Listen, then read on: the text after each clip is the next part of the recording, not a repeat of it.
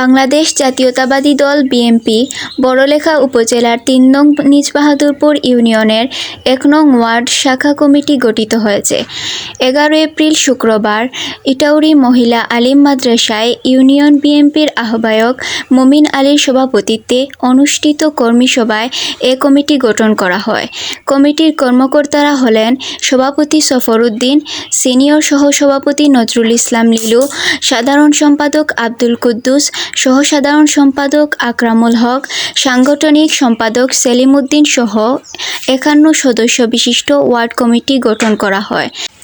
এতে উপস্থিত ছিলেন উপজেলা বিএনপির সাবেক সিনিয়র যুগ্ম সম্পাদক ও নিজবাহাদুরপুর ইউনিয়ন বিএনপির সাবেক সভাপতি মিসবাউল হক মিনু, উপজেলা বিএনপির অন্যতম নেতা নাজিম উদ্দিন, সদস্য রায়হান উদ্দিন, ইউনিয়ন যুবদলের আহ্বায়ক এমরানুল হক বাবু প্রমুখ।